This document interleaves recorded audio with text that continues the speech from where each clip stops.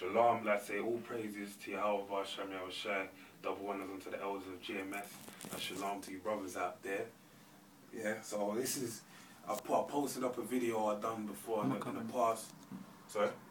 No, I'm saying that I'm not covering the speaker on this. No. Alright, cool. Because it's on the side, isn't it? Oh, is it at the bottom? Yeah, it's at the bottom. Just hold it like that. Okay, I'll got it like that. Yeah, it's there. Alright, cool. Yeah, so like I was saying, I posted up a video on my channel, which is on Bless My Bloody Sword, and basically it goes into television, which in the Urim and the Forum, which basically television is the same thing as the movies. The reason why I posted it up is because I'm going to go into reviews of movies. I'll go out and watch. So now the movie I watched was Edge of Tomorrow, and this is the first review I'm going to do for the spirit of Yahweh Hashem Yahushai.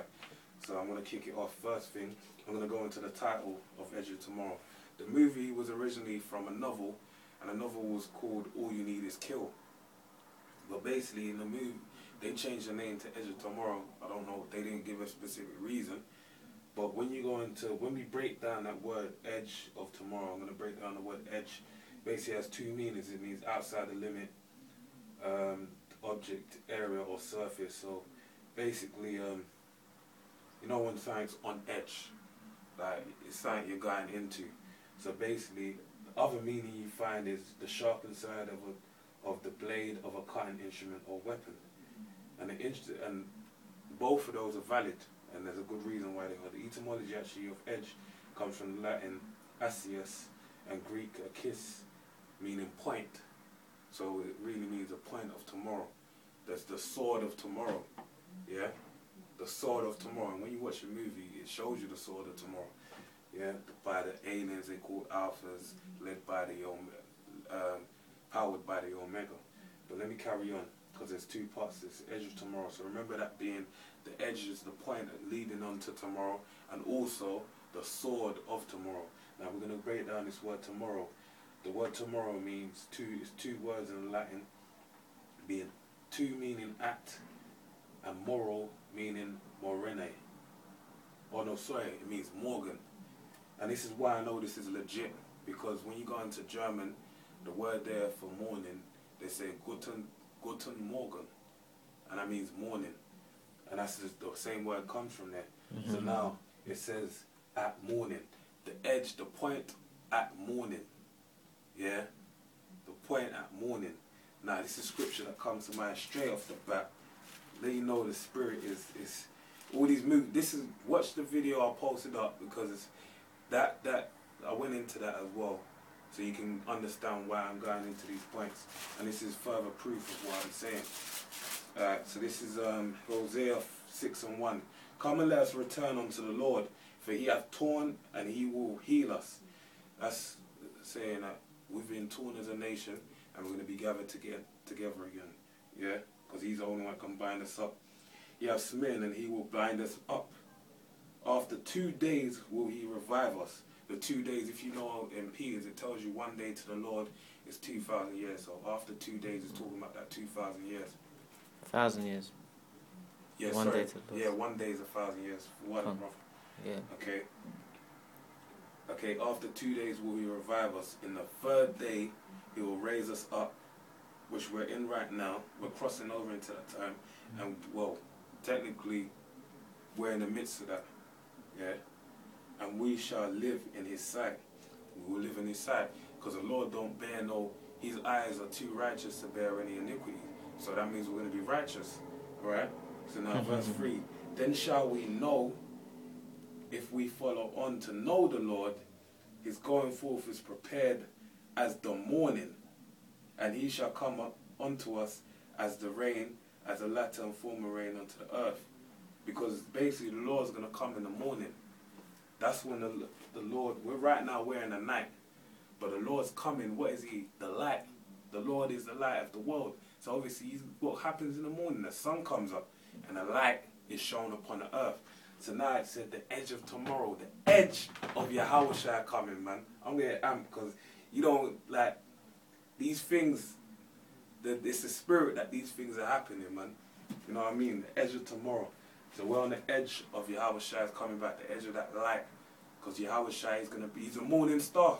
Let me get that real quick. He's a morning.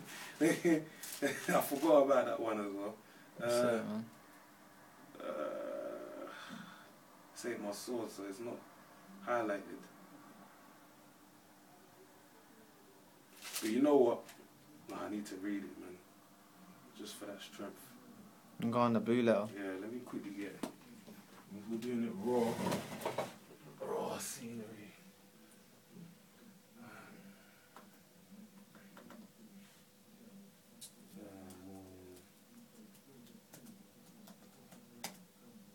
Is it Matthew? No. It's in Revelation. There's one in Revelation. There's one in Isaiah. And there's one in Peter's, I think.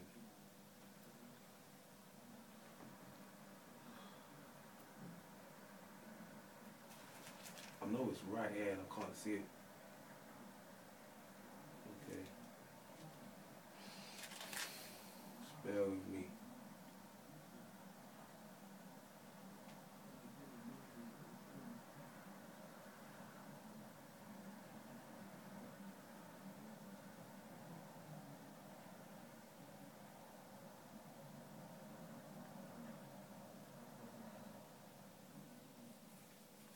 You know what? Ah, there it is. See, Revelation 22:16. I, Yahushua, have sent mine angel to testify unto you these things in the churches. I am the root and offspring of David and a bright and morning star. There you go, man.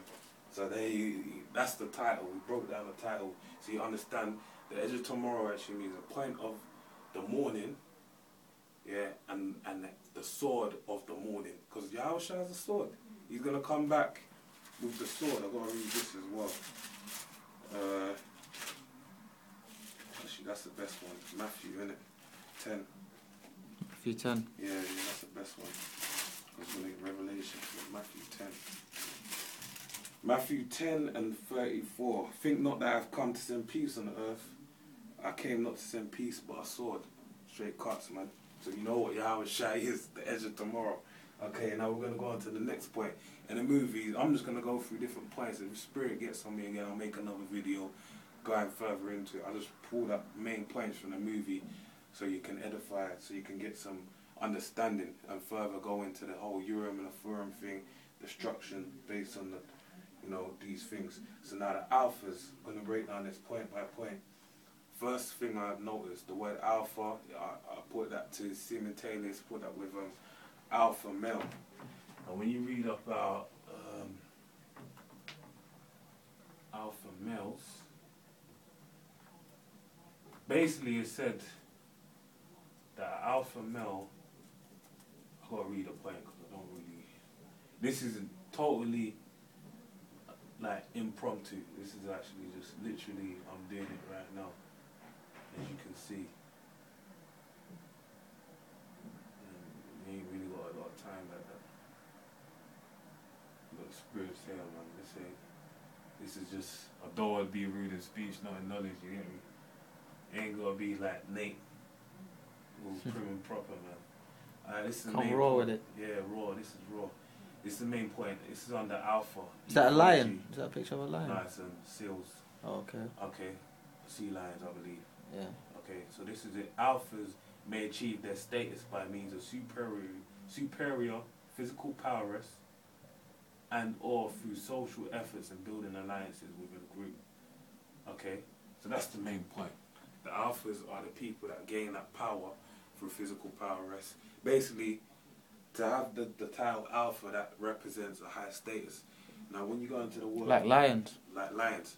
Now, when you go into... because they're the alphas of their group, they're the king of the jungle.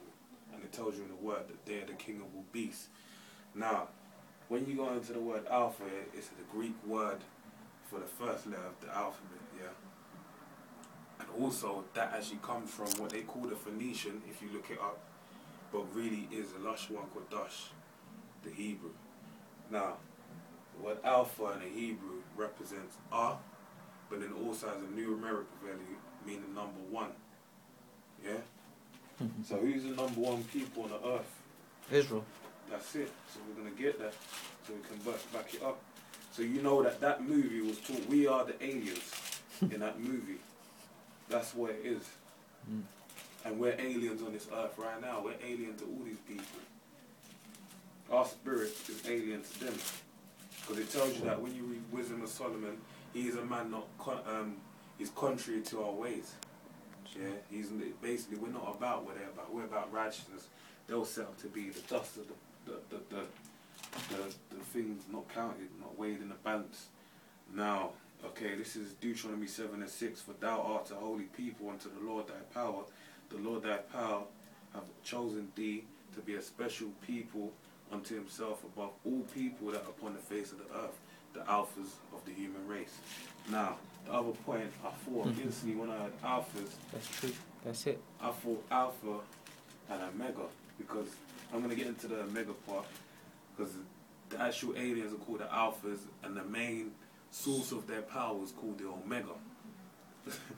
Yeah? Even Esau knows at the end of their power, and really, let me just break it down with the scriptures, because we're getting real technical.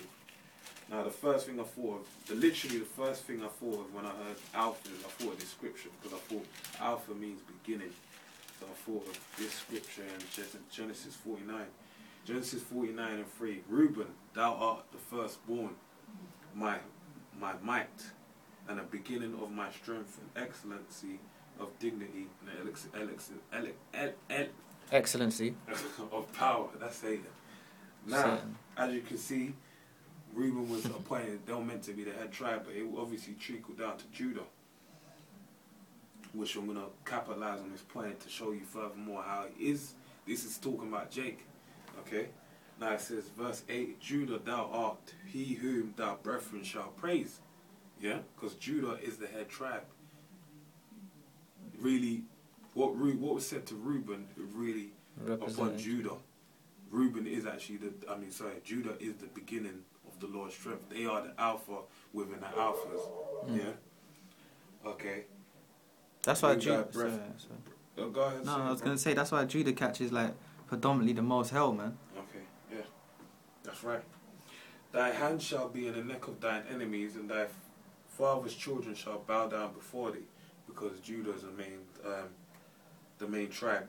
Judah is a lion's whelp. From the prey, my son, thou art gone up. He stooped down, he couched as a lion, and as an old lion, who shall rouse him up? Now, in the movie, they were those. Let me just say it like this: the alphas, they had no form, but they looked like they had dreadlocks, like long braids. What they remind me of is, if you see the graphic novel of 300, and you see the images they make of the Jakes, the Spartans, their hair was long locks. They remind me of the same thing. And the way they fought ferocious, without no form of, like just wild. And it just made me think, when I read that, it made me, and seeing the way they'll fight,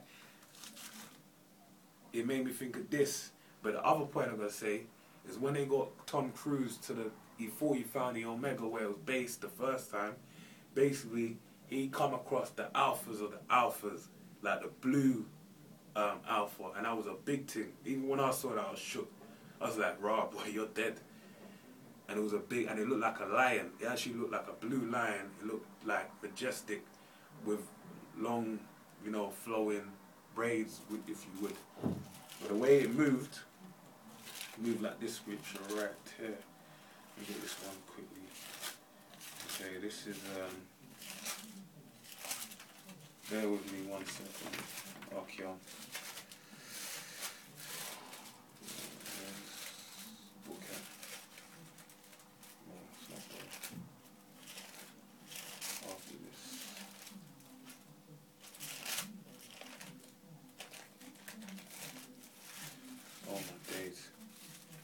What are you looking for, man? Michael. There it is. Okay. It's always tricky in the 1611. It's because the Joel. Yeah, it's like, it's there. Yeah, they printed it wrong. Yeah. Okay. Satan, innit? Satan, man. Micah 5 and 7. For real. And the remnant of Jacob shall be in the midst of many people, as a dew from the Lord, as the showers upon the grass that tarrieth not for man. That's talking about a heavy ass rain. When you're out there and the rain's heavy. Not waiteth for the sons of men. And the remnant of Jacob shall be among the Gentiles, in the midst of many people.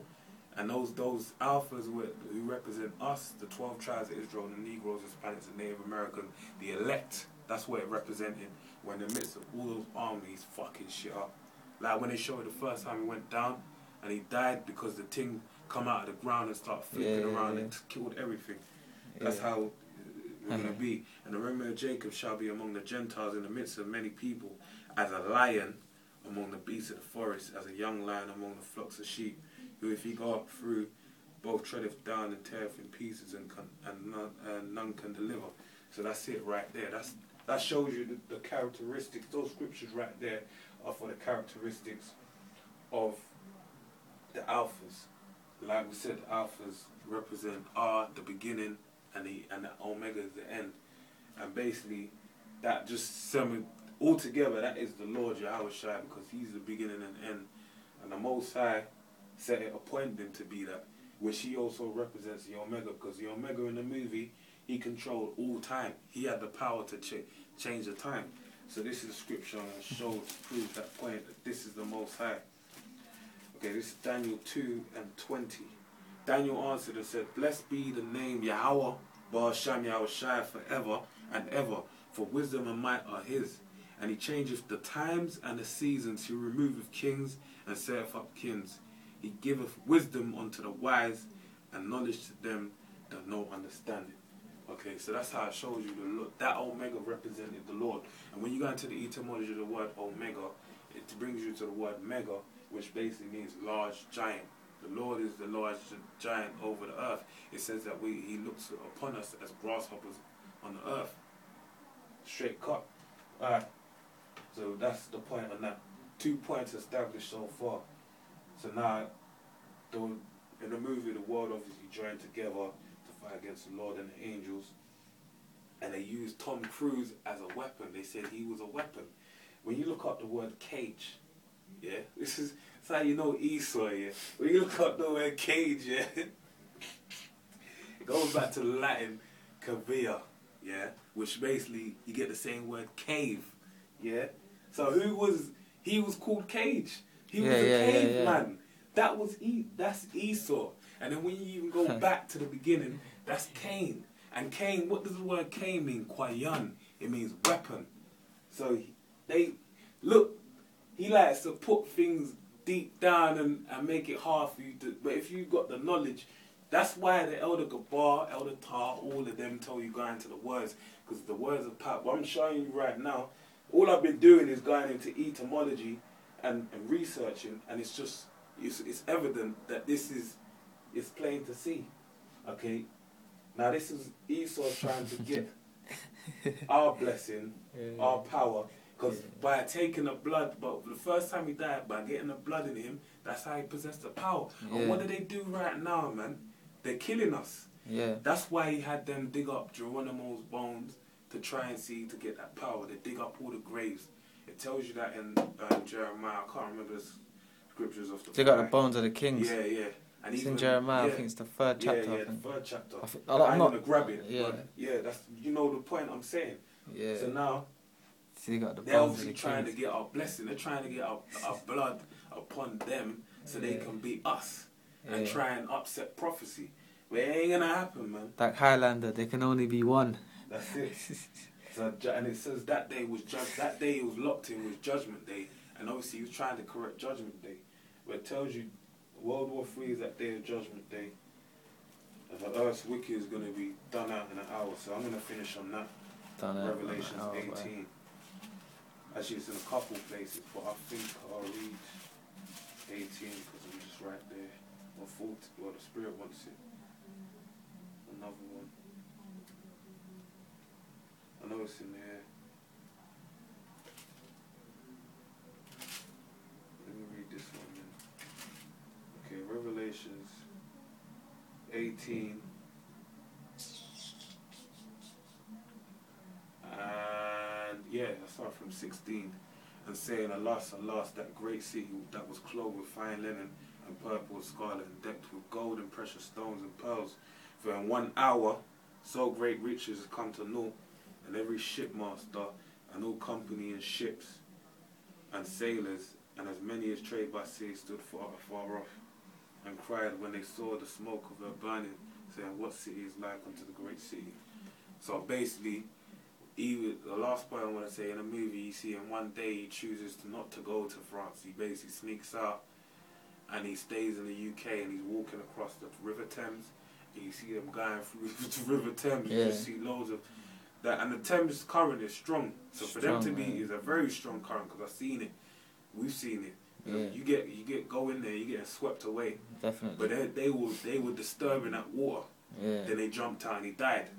So that shows you, everywhere you go, that was that day of judgment. That's when the Lord let open their gates of hell and the gates of heaven for us. So with that, I hope you were edified. I enjoyed doing this lesson very much. I'm gonna, like us brothers, we go watch. There's a cinema around here, very cheap. So we watch every movie that comes out when we got time, when we're not working or busy. So Lord will, more of this gonna come at you, more edification. Shalom, brothers. We're nearly out of here. Edge of tomorrow, point of destruction. Shalom. Shalom.